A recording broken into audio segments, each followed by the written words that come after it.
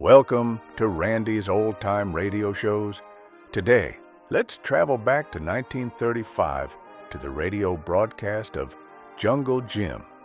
Jim Bradley, known as Jungle Jim, is a fearless American hunter and soldier of fortune operating in Southeast Asia, primarily the Malay Peninsula. Though originally portrayed as a big game hunter, Jungle Jim quickly shifts roles to become a jungle-based detective, espionage agent, and adventurer, battling criminal empires, warlords, smugglers, and foreign spies. Sit back, hold tight, because here we go.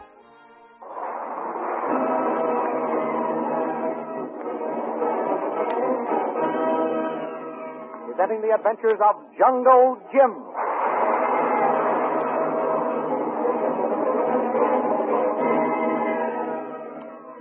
Last week we learned that Loki, acting on the instructions of the strange white woman, had deserted the Reverend Chalmers in the jungle. But the missionary managed to get back home despite the efforts of the woman who flew after him in her powerful seaplane. Jungle Jim, Kolo, and Patrick O'Shaughnessy Flynn arrived at the side of the young white man who had been mysteriously shot just as the Reverend Chalmers landed in his motorboat. They found the boy dead, and no one could tell them who shot him nor who he was. Jim then reunited Lynn Chalmers and her father. And Lynn insisted that they must never be separated again. Where he went, she would go. But her father refused to let her run the risk of a jungle expedition, and later told Jim he had a plan to make sure that Lynn would not follow him. The thrilling adventures of Jungle Jim are pictured each Sunday in the Comic Weekly, the world's greatest pictorial supplement of humor and adventure. The Comic Weekly, each page printed in full colors, is distributed everywhere as an integral part of your Hearst Sunday newspaper.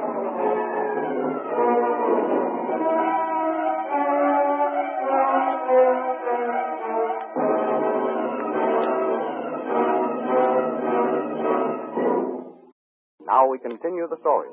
While the Reverend Chalmers is burying the unidentified white lad in a nameless grave, let's go up country into the bush.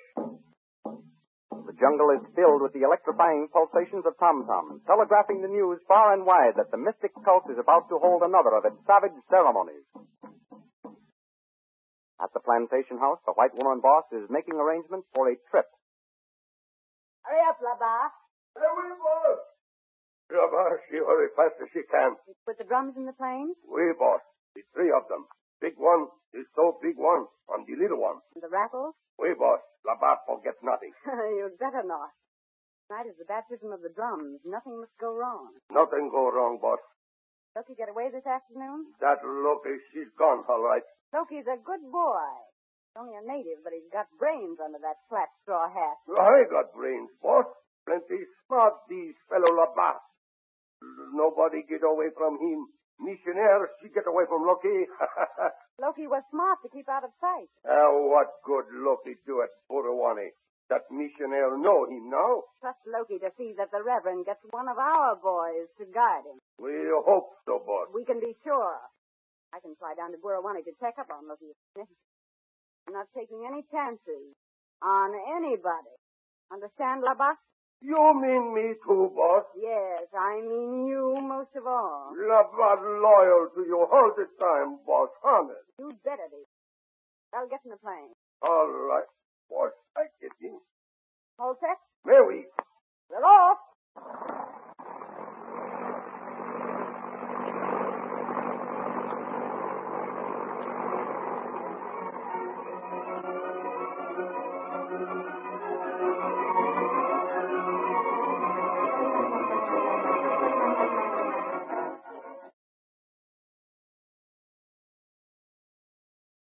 Later that evening, back at the hotel, Jungle Jim has a chat with the Reverend Chalmers and his daughter, Lynn.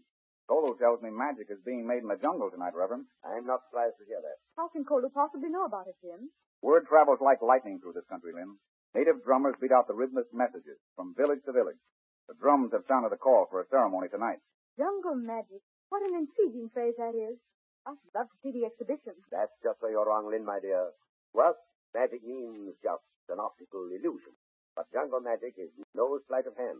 Well, what is it then? Jungle magic deals with medicine, charms, and cures, Lynn. There's more in it than that, Jim. It deals with ideas, which are sometimes more dangerous. That's quite true, sir. But jungle magic can cure as well as kill. Granted, my boy. When it cures, it's white magic. And when it kills, Father? It's black magic, my dear. That's the sort of thing I want to stamp out. You think that's the kind of ceremony they're holding up in the bush tonight, Reverend? Yes, Jim. I firmly believe this new religion is some form of voodoo. Just what does voodoo mean, Father? Well, my dear, a man named Jim005 has long made a study of the subject, and he says that voodoo is the most inclusive word of the Pongbi dialect in Africa. It designates the genii, good or bad, and it can also be used to designate the statue of any one of these genii, or even objects to symbolize their cult, and also their protective and evil power. For example, in Haiti and Cuba, the snake is symbolic. A replica of a snake is prominent on every altar. But how does the voodoo religion get over here? Well, the same way it spread from Africa to other lands here, by being imported. Do you think some African Negro has settled in the northern jungle, sir, and started voodoo on his own? Well, Jim, I've no theories as to who may have started it. But there is no doubt that someone who at least is acquainted with the principles of voodoo has started the cult here. Then you're in for a tough fight, Reverend. What do you mean, Jim? Any religion so mysterious as to hold ceremonies in the heart of the jungle in the dead of night and based on native superstitions will have a powerful attraction in these parts. Good. I'm glad to hear that. Lynn, what are you saying? I said good, because this new religion will last long enough for me to see one of its ceremonies. You had your father worried for a minute, Lynn. He thought you were in sympathy with voodoo. Yes. I must admit I began to wonder if this was my daughter speaking. You may as well put such thoughts out of your head, my dear. Voodoo ceremonies are not for your eyes. Jim, can't you make Father change his mind about letting me go with him? Nothing doing. You can't bring me into it. I'm neutral. I'm sure Jim agrees with me whether he's neutral or not. Unofficially, Reverend, I do.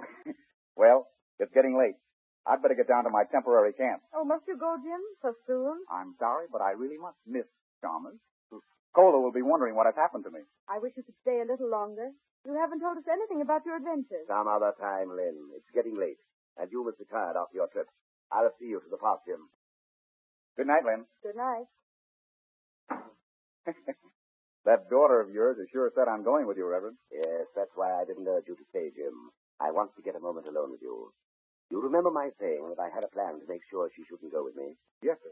Well, rather than risk having Lynn start out with me or even follow me into the jungle, I'm going to leave tonight.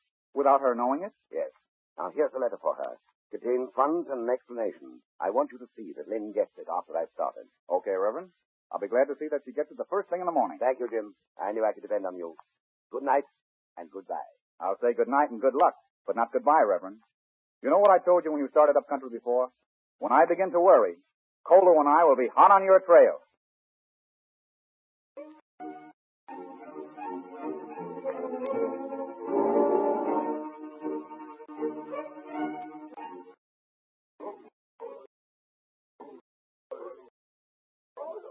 Meanwhile, deep in the northern bush, to the accompaniment of throbbing tom-toms and chanting natives, a human vampire bat, arms spreading out the wings, a dagger in each hand, the face hidden by a mask, stands before a huge silver dish and officiates at a savage religious ceremony. In the name of all gods and all the mysteries. Angol is master of the earth. Shambhala, Weda is master of the sky. Father Who is master of the sea. Senge no senge no ne bade corpo. When does the sunrise? The sun rises in the east, Sakame. When does the sun set? Sunset in Dahame,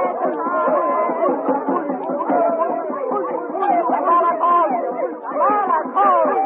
Samala calls.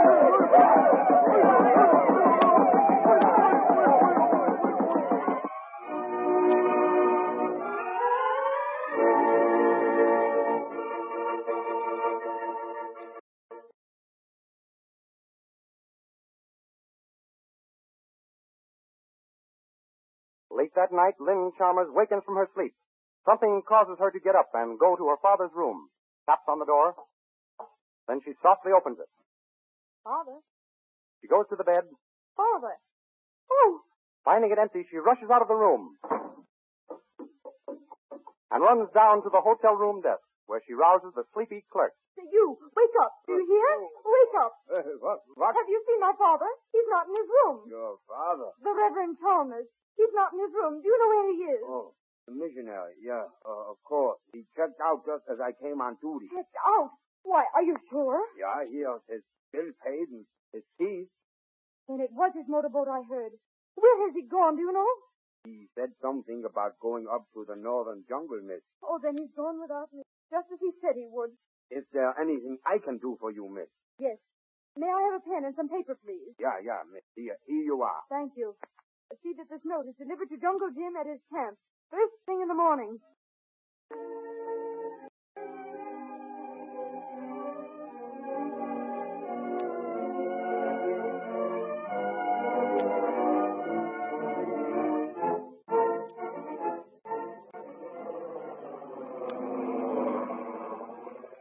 At that very moment, the big black seaplane is heard over the mysterious plantation house, circling for a landing.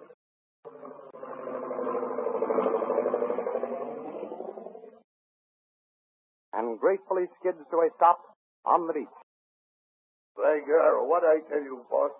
Nothing go wrong all time we gone. How would you like the day off, Lava? Go to town. You get drunk if you like. Boss, you sure you all right? You no got airsick? I never felt better in my life. And why shouldn't I feel good? My plan is succeeding beyond all expectations. So what happened last night? We, boss. Pretty soon all those black fellow they... Shut up. Jungles have ears. When I take you with me, I take you as a bodyguard. Always remember, you keep your mouth shut about what you... We, boss. Lapa lack one big slam. Well, see that you are. Less anybody knows about us, the best. All right, boss. You're right. That's what La Back think too. That's why... What were you going to say? But that's why I swear I pick anybody that know too much. Yes, you're always swearing you'll pick somebody. And by God, Jacques Labat, he keep his word. When? That kid, I pick him. Certainly gave him a beating, all right. Beating? Ha! That was nothing. That kid, he know too much. So I kill him. You killed him? Very. So that's why you were so long coming back to the plantation. I'm very sorry, boss. But we no can take chance.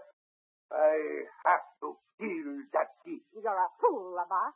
Another dumb slip like this, and I'll hand you over to the natives. What, boss? You could at least have waited until Jungle Jim left the town. If we get him on our trail, we'll have something to worry about.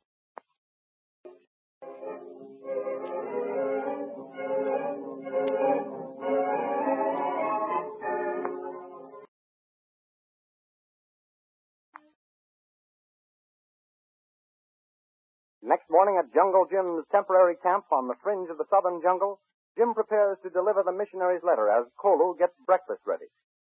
I hope the Reverend Chalmers got away on his dangerous trip without his daughter finding out about it, Kolu. Yes, it was Jim. Kolu, hope, who? Hurry up with that grub. I've got to deliver this letter to Lynn. Look, Swan Jim. There's your brother. Him wave at us. So he does. Wonder what he wants. Swan Jim, Yes, boy. I'm Jim. What is it? I sent for you this letter, Swan. Thanks. Kolu, listen to this. Dear Jim, I know about Dad's plan to go to the cannibal country. When you get this, I'll be close on his trail. I can't bear the thought of him facing danger alone. Thanks a million for your good intentions. Lynn Chalmers. The crazy kid. Kolu, pack our stuff. We go too? You bet we go too. Right now.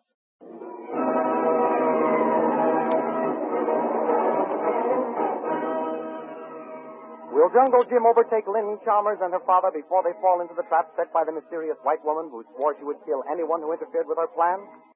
Be sure and be with us again next week at the same time for the continuation of the thrilling and mysterious adventures which are pictured each week in the Comic Weekly, distributed everywhere with your Hearst Sunday newspaper.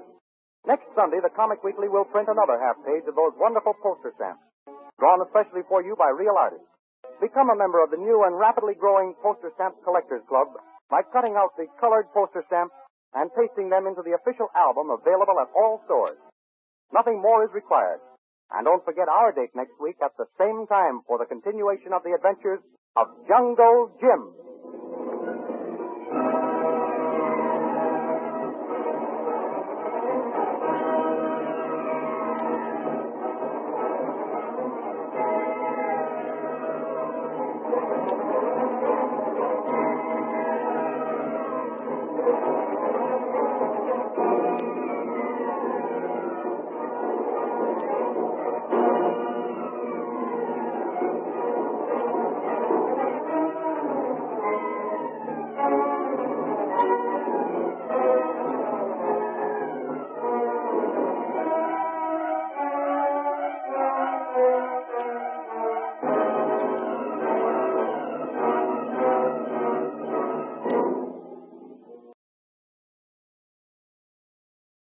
Well, folks, that's all for this episode here on Randy's Old Time Radio Shows. Now, bringing these golden oldies back to life takes no small amount of time and effort from our good friend Randy, cleaning up the audio, converting the files, and making sure each show has the best audio possible. If you've enjoyed the program and you'd like to help keep these classics on the airwaves night after night, why not consider a small donation? Every penny goes straight to supporting Randy's work and helping this channel stay on the air. You'll find the links down in the description below. And for those of you kind souls who've already given, Randy tips his fedora to you. Your support truly keeps this old radio spirit alive. Thanks ever so much. And until next time, keep those dials tuned and keep the memories rolling.